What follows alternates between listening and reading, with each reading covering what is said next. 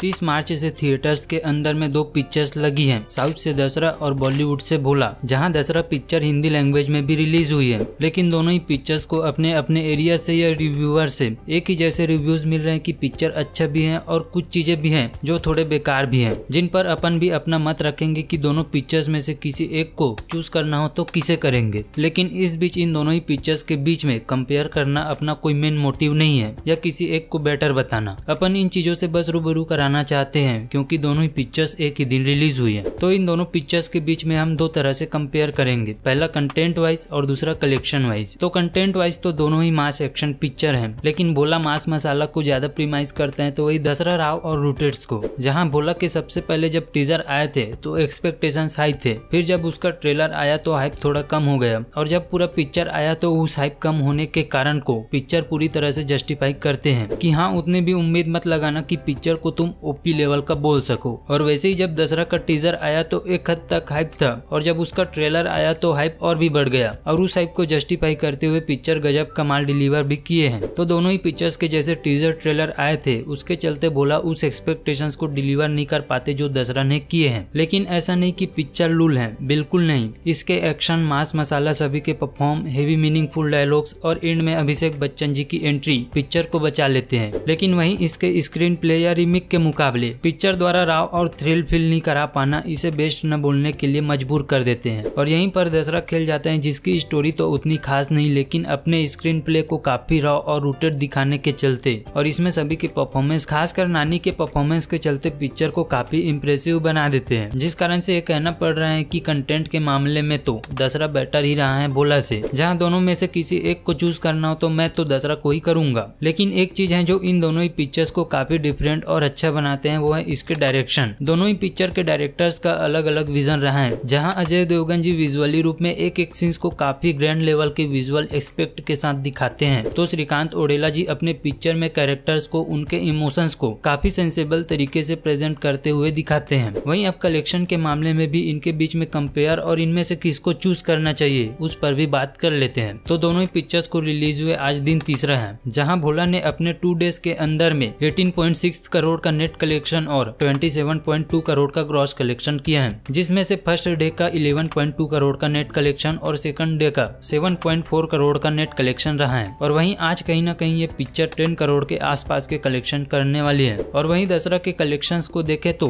Picture ने अपने 2 days के अंदर में 32.95 का नेट कलेक्शन और 50 करोड़ का ग्रॉस कलेक्शन किया है, जिसमें फर्स्ट डे 23.2 करोड़ का नेट कलेक्शन और सेकंड डे 9.7 करोड़ का नेट कलेक्शन किए हैं। और आज अपने थर्ड डे पर 12 करोड़ के आसपास के नेट कलेक्शन करने जा रहे हैं। तो इस तरह दोनों ही पिक्चर्स के कलेक्शन में भी कमी तो देखी गई है पहले दिन के हिसाब से, और तो दोनों ही पिक्चर्स के कलेक्शन में उतने ज्यादा डिजिट भी देखने को नहीं मिले, पर भी कलेक्शन के मामले में दशहरा ही भोला को बीट ही कर रहे हैं। तो ऐसे में कलेक्शन वाइज भी दशहरा पिक्चर को बेटर बोलना बेहतर हो सकता है। खैर, आप नीचे कमेंट में बताना कि आपको इन दोनों पिक्चर्स में से कौन सा पिक्चर बेटर लगा है और आप किसके साथ जाना प्रेफर करते हैं, कमेंट में जरूर से बताना।